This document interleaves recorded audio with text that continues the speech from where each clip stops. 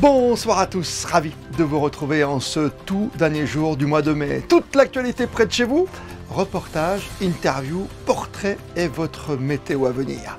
On est en finale. La Roca Team a décroché son billet de haute lutte hier soir à Bourg-en-Bresse, un succès de 5 points, 76-71, synonyme de qualification pour la grande finale au meilleur des 5 manches du championnat de France de basket qui débutera mardi prochain. L'analyse ce soir d'un des spécialistes basket du journal L'équipe, Sami Saadik. Dans un instant, autre grand moment attendu en principauté ce week-end, le traditionnel meeting de natation, le Mare Nostrum, avec des rêves olympiques plein la tête pour une grande partie des 300 participants présents au cœur du stade Louis II. Le coordinateur du meeting, Guillaume Dazin, sera notre invité au bord d'un bassin à record.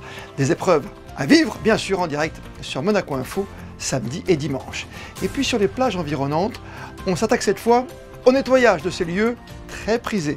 Nous étions aujourd'hui à la plage Marquet, aux côtés de jeunes volontaires pour la bonne cause. Et toujours en matière d'environnement, nous avons suivi la dernière opération Ramoge, une série d'exercices et de missions de contrôle afin de détecter et de prévenir les actes de pollution en Italie au large de Viareggio. Focus Info ce soir signé Vanessa Dessy. Et pour la fin de votre journal, on vous a gardé une petite gourmandise dans le cadre de notre série Ceux qui font Monaco. Nous irons place du marché à la rencontre du glacier Santo Gelato. Alors, bonne dégustation. La visite ce matin de son Altesse Sérénissime, la princesse Charlène, à la maternité du centre hospitalier Princesse Grace, quelques jours seulement après la fête des mères qui tombait le dimanche du Grand Prix de Formule 1. La famille princière s'est retrouvée hier, en fin d'après-midi, au balcon du palais pour honorer, comme il se doit, la tradition propre à la fête Dieu et suivre à distance la procession propice au recueillement, ce au terme de la messe pontificale où le cortège religieux s'est déplacé ensuite en direction de la place du Palais avant d'emprunter, comme de coutume, les ruelles du Rocher. Les sports et les bons résultats qui s'enchaînent en principauté. Après le sacre de Charles Leclerc sur ses terres, la place en Ligue des Champions retrouvée pour l'AS Monaco Football, nos basketteurs ont eux obtenu hier soir dans l'Ain leur précieux sésame pour défendre leur titre de champion de France avec un succès 76-71 à Bourg-en-Bresse en bataillant comme souvent jusqu'à la fameuse dernière minute afin d'obtenir ce 3e succès en 5 matchs, synonyme de qualification pour la finale nationale. Avec nous ce soir, l'un des spécialistes basket du quotidien sportif L'équipe, Sami Saadik. Bonsoir à vous. Bonsoir. Quel bonheur, hein, quel money time, encore une fois, ça joue la dernière seconde. En 4 matchs, ça y est, Monaco tient à nouveau une finale. Ça n'a pas été simple quand même contre cette jeunesse laïque de Bourg-en-Bresse. Exactement, ça a été une très belle série, une série très accrochée par rapport peut-être à l'an passé où c'était la même affiche au même moment en demi-finale et ça avait fini en 3-0 pour Monaco, peut-être sans appel. Là, vraiment, Bourg avait progressé en un an et Monaco récupérait au fur et à mesure de la série des joueurs importants. Donc on a eu une série très accrochée. Hier, ça peut tourner dans le sens de Bourg qui est en tête un peu au moment d'aborder le money time et qui a failli en fait provoquer un match 5 décisif à Monaco qui aurait eu lieu donc samedi. Et oui, ça a été une série très accrochée pour Monaco, peut-être plus que prévu encore. Oui, plus que prévu après que Monaco ait réussi aussi à relever la tête après son échec en Euroleague. C'était pas simple non plus parce qu'on était blessé et dans la tête et physiquement, hein. Exactement, c'était l'objectif majeur de la saison, le rêve ultime en fait. Retourner au Final Four, cette fois, y gagner l'Euroleague. Et ça s'envole dans des circonstances entre guillemets dramatiques, puisqu'il y a ces 2 occasions de gagner le match, 5 à la maison contre Fenerbahçe, qui sont manquées. Et ensuite, il y a que quelques jours pour relever la tête, repartir sur le championnat et voilà, se refocaliser sur ce dernier titre, qui est la seule chance de Monaco de ne pas finir la saison sans trophée. Ils avaient bien réagi en quart de finale face au Portel qui était en termes d'adversité, un petit 2 crans en dessous de Bourg. Mais là, le premier vrai test de ces playoffs, pour eux, c'était Bourg. Défendre son titre, ça sera pas simple face à Paris ou Villeurbanne en plus qui joueront un match 5, hein. Exactement, non, ce sera une finale magnifique, normalement, quoi qu'il arrive, puisque le match 5 donc, a lieu dimanche entre les deux. La finale commence mardi, donc il y aura peut-être ce petit avantage fraîcheur en plus pour Monaco, puisqu'il y aura moins de 48 heures pour l'adversaire pour préparer ce match et aussi rejoindre Monaco pour le disputer. Mais ce sera pas facile. Paris a battu Monaco cette saison en Leaders Cup, l'a privé d'un trophée, tout simplement, en demi-finale. Et même si l'Asvel reste sur sa série voilà, de 10 défaites de suite contre Monaco depuis 2 ans, et bien sur ce qu'on voit sur ces playoffs, l'Asvel vraiment relève la tête, fait mieux que ce qu'on pouvait penser contre Paris et a failli en fait se qualifier dès hier au match au 4. Donc ce sera, quoi qu'il arrive, une finale assez difficile. Vous l'avez dit, c'est la fraîcheur, Samy, qui va jouer, parce qu'on a vu Monaco quand même un peu éreinté, on a un Moté Jonas qui est sur le banc, c'est pas ça, on a même vu un Mike James un peu en demi-teinte hier soir dans ce dernier succès. Vous l'avez dit aussi, on va jouer un match de plus côté Paris ou Villeurbanne, c'est ce qui va faire la différence, qu'on le rappelle, on joue au meilleur des 5 matchs, ça veut dire qu'il faut prendre 3 points, hein, 3 manches gagnantes. Exactement, la fraîcheur va être cruciale et donc il y a déjà ce premier gros avantage pour Monaco parce que voilà, le match 5 dimanche, le fait de ne pas en disputer côté monégasque, Sacha Obradovic en conférence de presse, il était réjoui de voilà d'avoir ces quelques jours pour reposer les corps, reposer les têtes en plus. Surtout que Monaco, en termes d'atout fraîcheur, a récupéré petit à petit des joueurs cruciaux sur cette série. Mike James qui est revenu, ils ont récupéré Mam Jaité qui s'était fracturé le nez, John Brown revient un petit peu aussi, donc il manque plus vraiment que Donatas Motijunas à l'appel. Lui, il est touché au péroné depuis le début de série, mais s'il revient à temps, et il était déjà pas très loin de revenir pour ce match 4, ils seront en fait au complet. Donc, par rapport à une équipe parisienne ou une équipe de Villeurbanne qui sera peut-être un peu plus sur les rotules avec moins de rotation, oui, cet avantage fraîcheur, il va être crucial normalement. Et quand on regarde dans le rétro, quand on jette un petit coup d'œil, on s'aperçoit aussi que Monaco a réalisé une saison de longueur extrême, parce qu'avec l'Euroleague, avec la Coupe de France, il y a tellement de matchs, à Leaders Cup, vous en avez parlé, il y a tellement de matchs, et toutes les 48 heures qu'on arrive, on est au début juin, on est bientôt à l'été, et on est vraiment sur les rotules quand on arrive à ce moment-là. Et c'est là où il faut être bon. Exactement.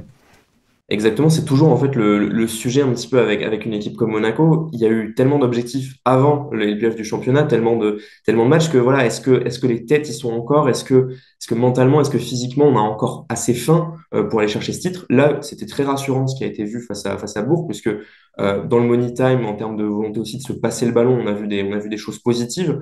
On a vu des leaders comme Mike James qui ont répondu présent au bon moment pour donner le caviar qu'il faut ou mettre le panier qui fait du bien. Donc, de ce point de vue-là, c'est vraiment important et intéressant d'avoir vu ça sur cette demi-finale parce que on approche des 90 matchs côté monégasque et il faut quand même vous rappeler que voilà, il n'y a pas de titre encore cette saison, donc il n'y a presque pas le droit d'être fatigué puisque gagner ce titre, c'est une manière aussi de redorer le bilan de cette saison qui pour l'instant est sans trophée. Ah, c'était chaud, hein, ces matchs contre Bourg-en-Bresse, hein. Évidemment, c'était intéressant cette demi. On a même parlé d'arbitrage entre les entraîneurs, hein. Il y a eu des petits mots quand même, hein, qui se sont dit ça aussi, le basket, c'est de l'intox, hein. C'est la tension aussi des playoffs, hein. Voilà, la saison se joue sur 24-48 heures. Forcément, en plus avec des ambiances comme celle de Bourg-en-Bresse où vraiment les fans tous croyaient tous à l'exploit, ça rajoute quelques crans au thermomètre dans la salle. Et effectivement, sur un moment de tension, il y a des mots qui volent, il y a des échanges. Les deux coachs ont minimisé un peu l'incident le lendemain, mais effectivement, en match, c'est chaud tout simplement. C'est les playoffs, c'est l'intensité, c'est la pression aussi de se dire voilà, que la saison peut s'envoler sur l'espace d'une petite action, d'un petit détail en quelques secondes. Donc oui, c'est pour ça qu'on aime aussi ces moments. Ah oui, le basket est un sport formidable. Il y a un terme, une expression qu'on utilise beaucoup, c'est le money time. Et vous l'avez peut-être remarqué si vous suivez un tout petit peu le basket même. Ça se joue dans une minute qui dure des fois des minutes, hein. Ça se joue vraiment à la toute dernière seconde, même avec des prolongations. C'est formidable, c'est le basket. Et ça revient mardi à Gaston Médecin pour Monaco dans cette grande finale 2024 avec l'espoir de conserver le titre et d'obtenir tout simplement un titre cette saison en 2024 pour les troupes de la Roca Team. Merci mille fois, Samy Sadik, d'avoir passé du temps avec nous. Merci beaucoup. Et au plaisir de vous retrouver bien sûr sur Monaco Info. À bientôt, merci beaucoup. Le tennis à Roland-Garros avec le premier tour de tournoi de double messieurs avec nos deux représentants monégasques engagés porte d'Auteuil. Ça passe pour Hugo Nice et son compère Yann Zelesny. Ça n'a pas été facile en 3 manches. 6-7, 7-5, 6-4 face au duo Darderi-Cornéa. En revanche, déception pour Romain Arnaudot associé à Sam Weisborn. Ils se sont inclinés, eux, très tôt ce matin en 2-7, 6-2, 6-4 face au double Johnson-Mansouri. Après avoir masqué avec du scotch le logo de lutte contre l'homophobie sur son maillot lors du dernier match de Ligue 1 au Stade Louis II, le milieu de terrain monégasque, le Malien Mohamed Camara, a été sanctionné de 4 matchs de suspension. L'AS Monaco a pris acte de la décision et s'est désolidarisé du geste de son joueur. Monaco qui retrouvera, après les vacances, son centre d'entraînement, ce sera la dernière semaine de juin avec un premier match de préparation programmé le 24 aux Pays-Bas face à une vieille connaissance, le Feyenoord Rotterdam. Les sports encore et le retour d'un événement toujours très attendu en principauté de Monaco, le Mare Nostrum. 2 jours de natation de très haut niveau au cœur du stade Louis II et avec à l'esprit, pour beaucoup, l'échéance olympique et l'envie d'obtenir un billet pour Paris 2024 dès ce week-end en principauté. Avec nous ce soir, le coordinateur du meeting international monégasque, c'est Guillaume Dazin. Bonsoir Guillaume. Bonsoir Christophe. Ravi de vous retrouver au cœur de l'événement de ce week-end à suivre bien sûr sur Monaco Info.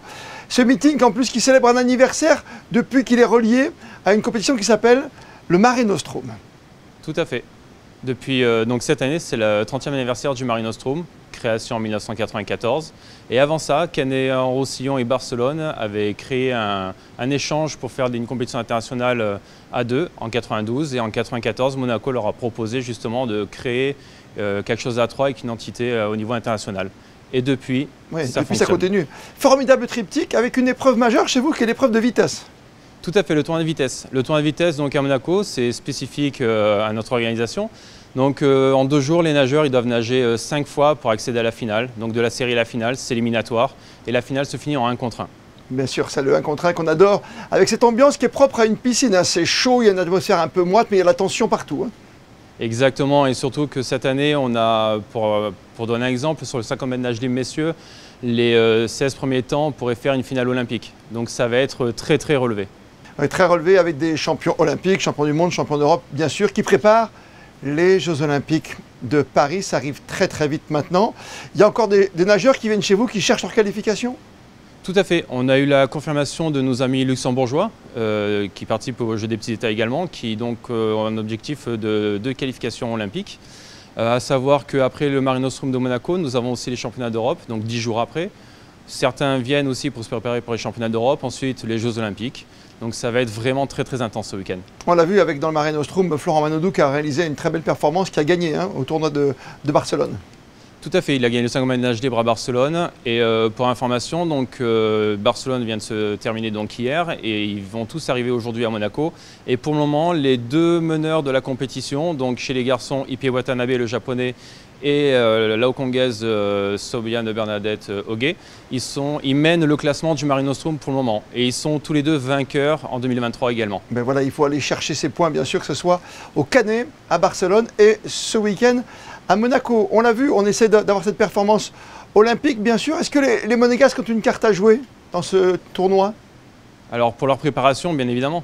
Quoi qu'il arrive, c'est un meeting international, ça va leur permettre de se mesurer aux autres nageurs qui viennent à travers le monde et en même temps ils vont pouvoir donc se préparer pour les championnats d'Europe parce qu'ils sont plus orientés au libre pour les championnats d'Europe, donc Lisa et Théo, et ensuite ils vont participer aux Jeux Olympiques cet été, donc c'est très très bien de pouvoir les voir se préparer à la maison comme on dit, et on sera tous là pour les soutenir, ainsi que les jeunes du club qui vont pouvoir participer à la compétition et se qualifier aussi pour leur compétition de catégorie d'âge au niveau national.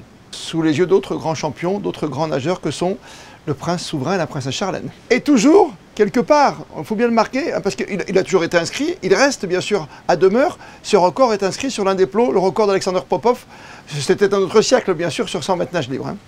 Tout à fait, sachant qu'en 1994, c'était la première édition du Mare Nostrum, et pour la première édition, nous avons eu ce cadeau d'Alexander Popov du record du monde de 100 mètres nage libre à Monaco. Et il faut savoir qu'actuellement, ce record de 48,21 qui est actuellement encore le record du meeting de Monaco. Il n'a pas encore été battu, toujours, mais peut-être ce week-end, et je l'espère. Et surtout, nous avons 6 ou 7 nageurs qui sont capables de le faire parce que leurs temps d'engagement sont plus costauds que celui-ci. On va vivre toutes les courses évidemment en direct sur Monaco Info. Quelle course vous nous conseillez, parce qu'on va donner tous les champions qui sont là, mais quel champion il ne faut pas manquer du tout? Alors il y en a plusieurs. Nous avons Chad Leclos, le Sud-Africain, qui vient depuis des années. Nous avons Ippei Watanabe, donc le vainqueur du Mare Nostrum de l'année dernière. Sobiane Bernadette Ogué aussi, vainqueur du Mare Nostrum, mais médaille olympique, médaille mondiale. Sarah Sjöström, la Suédoise. Nous avons Christophe Milak, le Hongrois, record du monde aux 200 mètres papillon, champion du monde, champion olympique. Ils sont nombreux. Il y a aussi Arnaud Kaminga, il y en a tellement en fait. Nous avons presque 70 médaillés olympiquement d'Europe cette année qui sont présents. C'est très très élevé. Une belle qualité de nage, on a 300 nageurs et par rapport à ça, que ce soit la quantité ou la qualité, c'est au rendez-vous et j'espère que le public sera nombreux aussi pour se rendre sur place et assister aux courses. le samedi et le dimanche de 17h à 19h. Maître mot évidemment, quantité, vous l'avez dit, au pluriel, et qualité, avec bien sûr au-dessus le rêve olympique pour beaucoup. Autant de raisons de venir rendre une petite visite dans le bassin olympique Guillaume Dazin. Merci d'avoir été avec nous pour nous présenter ce grand meeting de natation qu'est le Mare Nostrum à Monaco. Bonne soirée, bon week-end. Merci à vous, bonne soirée. Tout ce qui se passe à Monaco, vous le savez, et sur Monaco Info, les grands directs donc, samedi et dimanche dès 17h pour ne rien rater des grandes finales du meeting avec Frédéric Elion et notre consultant Olivier Nicolas. Hier, l'association des Amis du Musée océanographique de Monaco a organisé une opération ramassage des déchets. Dans le cadre de leur partenariat avec l'AS Monaco, les U16, les moins de 15 ans de l'académie, ont participé au nettoyage de la plage Marquet à Cap-d'Aille, une initiative qui a rassemblé une cinquantaine de participants. Émilie Terrasson et Alexa Vial se sont rendus sur place. Voici, ici on a trouvé un bout de plastique. Je trouve que c'est quand même un peu bizarre de trouver des bouts de plastique comme ça ici sur la plage. Depuis ce matin, on a trouvé beaucoup de mégots quand même par terre. Il y en a vraiment beaucoup, c'est quand même dommage de trouver aussi beaucoup de mégots. Et beaucoup de plastique, des emballages, tout ça. Je croyais que c'était propre, mais en fouillant, on a trouvé beaucoup de choses. Il faut respecter la planète et pour nous, futures générations, essayer de respecter l'environnement. En 1h30, objets en plastique, déchets en tout genre et plusieurs milliers de mégots de cigarettes ont été ramassés. Cette opération plage propre est soutenue par l'association des Amis du Musée océanographique de Monaco, l'Institut océanographique, l'AS Monaco ainsi que leur sponsor Kappa. Bien plus qu'un nettoyage collectif, c'est une prise de conscience qui est recherchée. Avant tout, c'est important pour nous d'informer, de sensibiliser les jeunes aux actions et à leur propre environnement et leur futur. Et ça passe par la pollution marine. Donc on ne se rend pas compte à quel point tous les micro-déchets qu'on peut trouver sur la plage, parce qu'il n'y a pas que des gros déchets. Parfois on a l'impression qu'une plage elle est toute propre et en cherchant bien on trouve des déchets. Donc voilà, tous ces déchets ils vont dans la mer, les poissons les mangent. Et donc ça tue l'écosystème marin. Depuis avril 2023, un partenariat entre l'Institut océanographique et l'AS Monaco a été signé. Un réel engagement avec le club qui tient à faire de ces jeunes joueurs les hommes de demain. Nous, à l'Académie, depuis des années, il est très important de les faire participer à ce genre d'événements parce qu'aujourd'hui, il est très important de les sensibiliser aux enjeux environnementaux, aux enjeux de la vie, à la connaissance de la vie plus large qu'un simple terrain de foot. Donc ça rentre dans tout un programme qu'on a, un programme socio-éducatif qui construise l'homme de demain parce que le footballeur de terrain, ça on a une expertise et on sait faire sur nos terrains. Mais par contre, il est décisif aujourd'hui d'avoir des gens qui soient structurés, équilibrés, avec un certain nombre de valeurs et une vraie connaissance aujourd'hui de l'environnement qui les entoure. Et ça, c'est de notre responsabilité. Grâce à cette opération, les membres de l'association ont pu échanger et discuter avec ces jeunes de 16 ans pour leur montrer que la pollution est présente même dans les endroits que l'on pense propres et que chacun peut faire un geste pour la planète. Chaque année, Ramoche-Paul déploie une série d'exercices et de missions de contrôle afin de détecter et de prévenir les actes de pollution, qu'ils soient d'origine accidentelle ou intentionnelle. Cette fois, l'opération s'est déroulée au large des côtes italiennes, face à la ville de Viareggio. C'est votre Focus Info. Il est signé Vanessa Dessy sur des images de Thomas Deus.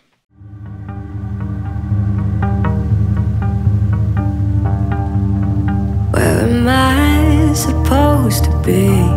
Is it all that matters that I can't get free? Shackles on my ankles, by my feet. Volet opérationnel de l'accord Ramoge, l'exercice Ramoche-Paul est une initiative emblématique dédiée à la surveillance et la protection de la mer Méditerranée.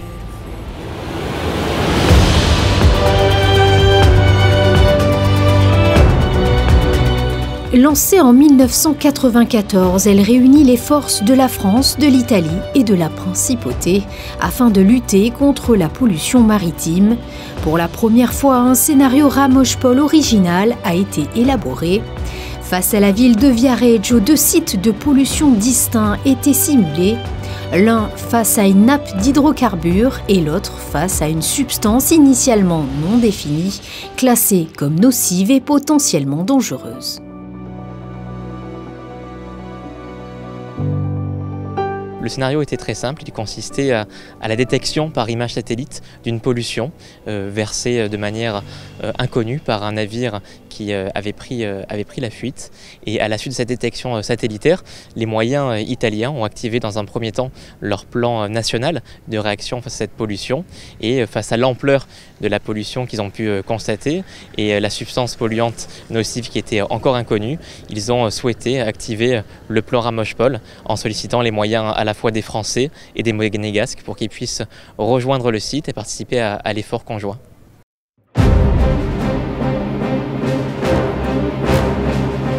Patrouille maritime et aéroportuaire, une vingtaine de moyens a été mobilisée sur l'opération, avec la particularité d'accueillir des observateurs venus des pays adriatiques. La coopération transfrontalière est donc au cœur de cette initiative, renforçant ainsi les liens entre les pays et assurant une réponse coordonnée et efficace face aux défis environnementaux. Mais l'obiettivo è uno fondamentale: addestrarsi a collaborare per la difesa del nostro mare, che è un bene comune che ci unisce tutti quanti. Dobbiamo essere pronti a far fronte alle emergenze. Innanzitutto è un tavolo di dialogo comune attraverso il quale noi scambiamo i nostri valori comuni e impariamo reciprocamente i valori culturali dell'altro paese che con noi collabora allo stesso tavolo.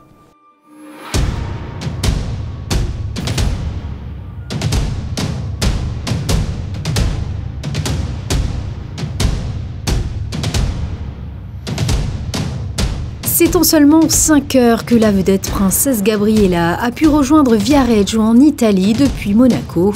Les équipes de la police maritime et aéroportuaire ont pu s'aguerrir durant cette mission opérationnelle minutée. Et force est de constater que la vigilance constante de la Méditerranée est aujourd'hui complétée par l'utilisation de technologies avancées de surveillance que possède aujourd'hui la Principauté. Nous avons été autorisés à aller donc en précurseur à bord du bateau. Nous avions également notre unité de drone de la sûreté publique et nous devions rendre compte aux différents pôles opérationnels de la présence effectivement d'une nappe de pollution, de son étendue et de son évolution. Nos amis italiens avaient également l'usage des drones, mais pour une autre mission qui consistait à effectuer des prélèvements. Puis nous avons pu donc remarquer quelle était la technicité utilisée par nos amis italiens pour procéder à ce prélèvement. L'année prochaine, d'ores et déjà sans dévoiler le contenu du scénario, il y aura un volet judiciaire qui sera joué. Nous avons 2 ans d'année en année pour progresser et là nous souhaiterions justement jouer la partie entre guillemets constatation et poursuite. Après des mois de préparation minutieuse, les 3 nations ont donc uni leurs forces dans cette simulation d'une ampleur réelle. À la fin de la journée, le succès de l'opération est incontestable. Les procédures mises en place se sont révélées efficaces. Cette réussite commune symbolise bien plus qu'une simple simulation. Elle incarne la détermination à protéger ensemble ce patrimoine naturel. Questa operazione è andata bene nonostante qualche criticità che comunque sempre si verifica e che ci serve proprio per migliorare. È stata raccolta completamente la sostanza nociva dopo aver accertato ovviamente che non fosse pericolosa e quindi quali potessero essere le migliori pratiche per poterla rimuovere. Sul piano dell'inquinamento da idrocarburi è stato raccolto anche quello, però abbiamo ipotizzato che una parte sia arrivata sulle coste della Versilia e quindi abbiamo stimolato tutte le autorità, gli enti che sono deputati a gestire l'intervento sulla costa, laddove dobbiamo intervenire per migliorare gli interventi.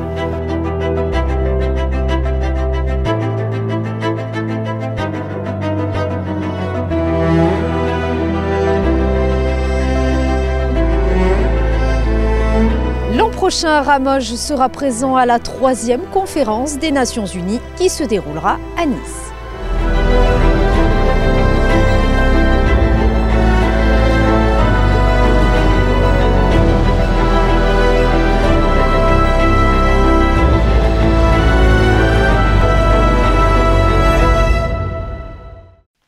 C'est une chronique que vous appréciez tout particulièrement. Une chronique ce soir qui se déguste. Ceux qui font Monaco.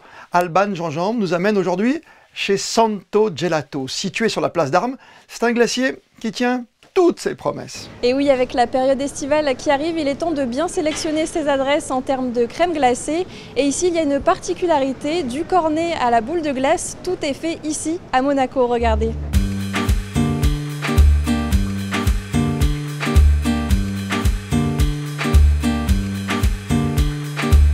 On travaille vraiment avec les produits locaux. On travaille avec les fruits du marché de la Condamine.